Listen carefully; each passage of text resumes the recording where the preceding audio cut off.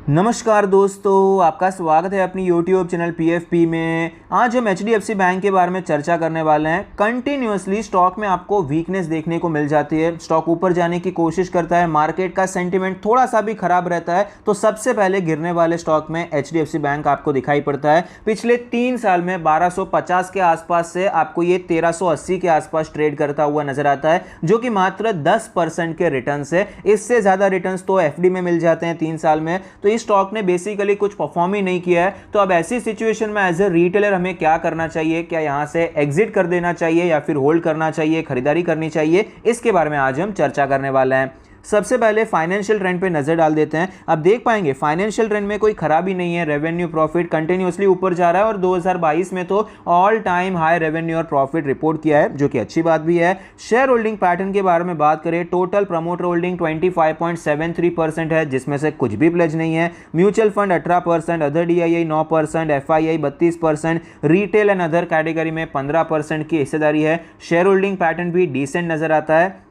Recent trend के बारे में बात करें तो म्यूचुअल फंड, अदर DIIs अपना स्टेक बढ़ाते जा रहे हैं, रिटेलर्स अपना स्टेक बढ़ाते जा रहे हैं, लेकिन FIIs कंटिन्यूसली यहां पर माल बेचते जा रहे हैं। तो रीसेंट ट्रेंड में देखिए यहां पर आपको FIIs का स्टेक कम होता हुआ नजर आया। ये ऑफ कोर्स नेगेटिव बात है, लेकिन अदर DIIs म्यूचुअल फंड सामने माल खरीद रहे हैं। ऐसा नहीं है कि जो FIIs की सेलिंग है वो सारी की सारी रिटेलर्स के द्वारा एब्जॉर्ब हो रही है। रिटेलर्स ने तो मुश्किल से 2 क्वार्टर में 1% की होल्डिंग बढ़ाई है। बाकी तो आपको ये जो गिरावट है इनके द्वारा ये एब्जॉर्ब होती हुई नजर आती है। तो इंस्टीट्यूशंस अपना हैंड्स हमें चेंज करते हुए नजर आते हैं। तो शेयर होल्डिंग पैटर्न में बहुत खराबी भी है, ऐसा भी नजर नहीं आता। वैल्यूएशन के बारे में बात करें तो PE रेशियो 20 है, सेक्टर का भी 20 है, लेकिन P रेशियो पर ज्यादा फोकस नहीं करना चाहिए जब आप फाइनेंशियल स्टॉक को एनालाइज करते हैं। प्राइस टू बुक रेशियो ज्यादा इंपॉर्टेंट रहता है। तो HDFC बैंक का प्राइस टू बुक रेशियो 3.12 है, जबकि सेक्टर का 2.1 है। तो क्लियरली यहां पर 50% प्रीमियम पे आपको यह ट्रेड करता हुआ नजर आता है।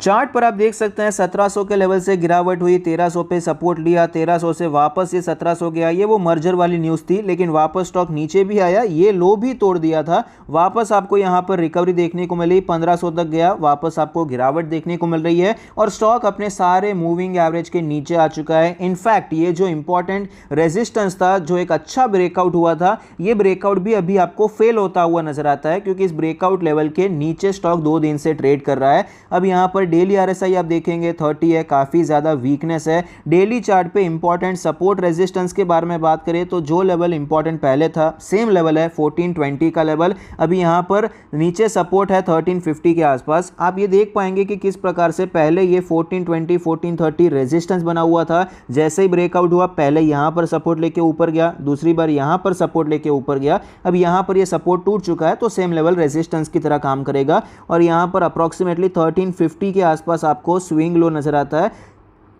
तो ये हमारे लिए डेली चार्ट पे एक सपोर्ट की तरह काम कर सकता है। वीकली चार्ट पे चलेंगे तो वीकली चार्ट पे भी आपको रेजिस्टेंस सेम नजर आएगा और सपोर्ट भी अप्रोक्सीमेटली यही लेवल नजर आता है, क्योंकि यहां पर एक अच्छा खासा कंफर्मेशन हुआ था और यहां पर भी कंफर्मेशन के बाद ही गिरा है। मंथली चार्ट पे चलते हैं तो मंथली चार्ट पे लेवल्स थोड़े से चेंज हो जाएंगे। रेजिस्टेंस ऊपर शिफ्ट हो जाएगा, 1500 का लेवल हो जाएगा और सपोर्ट हमारा 1280 के आसपास हो जाएगा, जो कि इसका कोविड के पहले का ऑल टाइम हाई भी था। यहां पर ब्रेकआउट हुआ, ये ब्रेकआउट हो गया, उसके बाद एक्चुअली मोमेंटम कुछ खास नहीं हुआ है, स्टॉक उसी लेवल में आपको ज्यादातर ट्रेड करता हुआ नजर आया है। तो अब ऐसी सिचुएशन में करना क्या चाहिए? सबसे पहले हम शॉर्ट टर्म के बारे में बात कर लेते हैं। अगर हम शॉर्ट टर्म के लिए खरीदारी करना चाहते हैं तो अभी के लिए तो क्लियरली अवॉइड बनता है, क्योंकि स्टॉक में काफी ज्यादा वीकनेस है। यहां पर चाहे तो हम शॉर्ट कवरिंग खेलने के बारे में सोच सकते हैं, लेकिन वो भी ज्यादा दूर तक नहीं खेल सकते, 1420 तक ही हम यहां पर खेल सकते हैं। तो इसीलिए फिलहाल के लिए स्विंग ट्रेड के लिए मैं पर्सनली अवॉइड करना ज्यादा प्रेफर करूंगा। कुछ यहां पर पैटर्न नहीं बन जाता है तब तक के लिए अवॉइड ही करेंगे। पोजिशनल ट्रेड के बारे में बात करें तो भी HDFC बैंक में फिलहाल कोई खास अपॉर्चुनिटी नजर नहीं आती है, क्योंकि ये इंपॉर्टेंट लेवल के नीचे ट्रेड कर रहा है, तो तब तक के लिए तो अवॉइड बनता है। ये ट्रेंड लाइन भी आप देख पाएंगे, तो यहां पर भी ऊपर से सेल ऑफ के चांसेस रहते हैं। तो काम करना भी है तो भी फुल क्वांटिटी में नहीं कर सकते, 20-25% से शुरुआत करनी पड़ेगी और अभी तो कोई खास सेटअप भी नजर नहीं आता है। पोजिशनल ट्रेडिंग, स्विंग ट्रेड के लिए वेट एंड वॉच करना है। अब लॉन्ग टर्म के बारे में बात करते हैं। जैसा कि मैंने आपको बताया, पिछले 3-4 सालों में कुछ खास रिटर्न्स नहीं है। 2019 में ये देखिए 1250 के आसपास था, ये जुलाई का महीना था। अभी ऑलरेडी सितंबर भी पूरा हो चुका है, 3 साल से ज़्यादा हो चुके हैं। स्टॉक ने 10% के रिटर्न्स बना कर दिए हैं। एफडी में 5% भी अगर आप पकड़ते हैं, सिंपल इंटरेस्ट भी पकड़ते हैं तो 15% होते हैं। उस हिसाब से एचडीएफसी बैंक ने, उसके शेयर ने अंडर परफॉर्म किया है। एचडीएफसी बैंक की एफडी यहाँ पर आउट परफॉर्म कर चुकी है। तो फिलहाल यहाँ पर जो गिरावट हो रही है, कई रीजंस बताए जा रहे हैं कि एचडीएफसी बैंक में ग्रोथ नहीं हो रही है, टेक्नोलॉजी में निवेश नहीं किया है, जबकि आईसीआईसीआई बैंक बहुत निवेश करता हुआ नजर आता है, इसीलिए वो परफॉर्म कर रहा है। मेरा पर्सनली क्या मानना है ये मैं आपके साथ शेयर कर दूंगा। ये भी ऑफकोर्स जो रीजंस हैं वैलिड रीजंस हैं, लेकिन मेन रीजन मुझे जो नजर आता है कि एचडीएफसी बैंक का अंडर परफॉर्मेंस है। अगर आप ध्यान से देखेंगे तो सिर्फ एचडीएफसी बैंक अंडर परफॉर्म नहीं कर रहा है, कोटक भी अंडर परफॉर्म कर रहा है, एक्सिस भी अंडर परफॉर्म कर रहा है। पूरे बैंकिंग सेक्टर पे आप नजर बनाकर रखिए, जो बड़ी बड़ी बैंक्स हैं, एचडीएफसी हो गया, कोटक हो गया, एक्सिस है, आईसीआईसीआई, एसबीआई है, बैंक ऑफ बड़ौदा है, ये सारी बैंक्स अगर आप देखेंगे तो यहां पर जो परफॉर्म कर रहे हैं वो है आईसीआईसीआई बैंक और दूसरा है एसबीआई। मेन आपको यही दो अच्छा खासा परफॉर्म करते हुए नजर आते हैं। प्राइवेट में आईसीआईसीआई बड़ी बैंकों में ये परफॉर्म कर रहा है, मैं छोटी बैंक की बात नहीं कर रहा हूं। फेडरल ने भी अच्छा परफॉर्म किया, लेकिन एचडीएफसी, आईसीआईसीआई इसको कंपेयर किया जा सकता है, फेडरल को ये लीग में हम कंपेयर नहीं कर सकते। एसबीआई ने और बैंक ऑफ बड़ौदा ने अच्छा परफॉर्म किया है। तो पब्लिक सेक्टर में तो ये दो अच्छा परफॉर्म कर रही है और प्राइवेट में मेजरली आपको आईसीआईसीआई का ही परफॉर्मेंस अच्छा नजर आता है।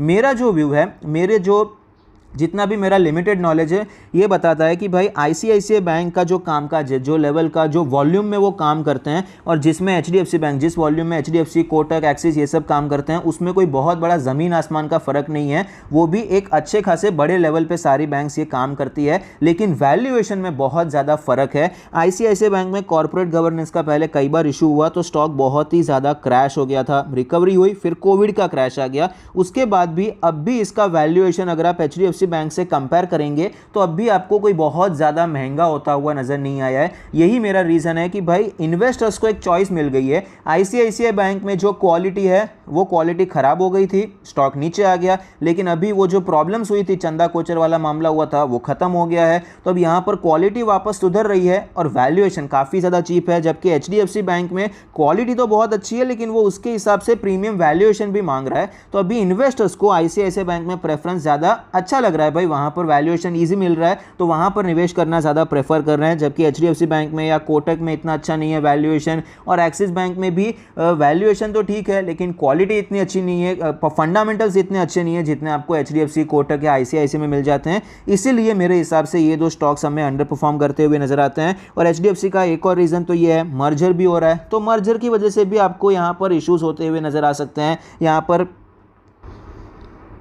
एक ही कंपनी में ज़्यादा होल्डिंग नहीं रख सकते हैं, कुछ रूल्स रहते हैं, तो यहाँ पर सेलिंग होती हुई नजर आती है। सबका अपना अपना एनालिसिस होता है, तो कुछ म्यूचुअल फंड्स हाउस को शायद ये मर्जर पसंद भी ना हो, ये ऑफकोर्स मैं बस अंदाजा लगा रहा हूँ। बाकी जो मैंने पॉइंट्स बताए वो मेरा एनालिसिस है, ये तो मेरे अंदाजे पे मैं बात कर रहा हूँ। तो फिलहाल यहाँ पर करना क्या चाहिए, तो लॉन्ग टर्म के लिए अगर आपने ऑलरेडी निवेश करके रखा है तो यहाँ पर भले ही ज़्यादा अपसाइड फिलहाल नजर नहीं आता है, लेकिन एचडीएफसी बैंक में बहुत ज़्यादा डाउन साइड भी मुझे नजर नहीं आता है। कंपनी खराब हो गई है इसीलिए स्टॉक अंडर परफॉर्म कर रहा है, ऐसा नहीं है। अगर कंपनी खराब रहती है तो आपने नोटिस किया ही रहेगा कि भाई स्टॉक सिर्फ अंडर परफॉर्म या साइडवेज नहीं करता, डायरेक्टली वो नीचे ही गिर जाता है, मार्केट उसको चांस ही नहीं देता है, स्टॉक क्रैश ही हो जाता है। तो मतलब एचडीएफसी बैंक के फंडामेंटल्स खराब नहीं हुए हैं, वैल्यूएशन प्रीमियम है, तो आपको ये टाइम करेक्शन चलता हुआ नजर आता है। तो ये टाइम करेक्शन एक आध साल, यहां पर ऑलरेडी 2 साल तो हो ही चुके हैं, तो शायद यहां पर 2022 भी पूरा हो जाएगा। उसके बाद यहां पर कुछ ट्रेंड लाइन ब्रेकआउट होता है तो शायद आपको एक अच्छा मोमेंटम ऊपर के साइड पे देखने को मिल सकता है। तो अगर आपने ऑलरेडी होल्ड करके रखा है, क्वांटिटी आप खरीद के रखे हैं, तो घबराने की जरूरत तो मेरे हिसाब से नहीं है। लेकिन अगर आप एडिशनल क्वांटिटी खरीदना चाहते हैं तो फिलहाल के लिए यहां पर बहुत ज्यादा हैवी होने की जरूरत नहीं है। जब भी टेक्निकली भी थोड़ा सा यहां पर हमें एक संकेत मिल जाता है तब हम हैवी होकर हम खरीदारी कर सकते हैं। तब तक के लिए आप छोटी छोटी क्वांटिटी में एक्यूमुलेट करना चाहें तो करंट मार्केट प्राइस पे भी एक्यूमुलेट करने के बारे में सोच सकते हैं। बाकी अभी फंडामेंटल, वैल्यूएशन, टेक्निकल, 3 चीज हम देखते हैं, तो उसमें टेक्निकल एचडीएफसी बैंक में साथ नहीं दे रहे हैं, जबकि आईसीआईसीआई बैंक में वो साथ दे रहे हैं। हैवी जाना है तो हम वहां पर थोड़ा बहुत अभी प्रेफर कर सकते हैं। एचडीएफसी बैंक में जब भी कोई अच्छा टेक्निकल फैक्टर मिलेगा, अच्छा कोई ब्रेकआउट यहां पर मिलेगा, तो हम वहां पर भी हैवी जाने के बारे में सोच सकते हैं। आई होप आपको ये पसंद आता है, कुछ सीखने को मिलता है। Thank you, stay happy, happy investing.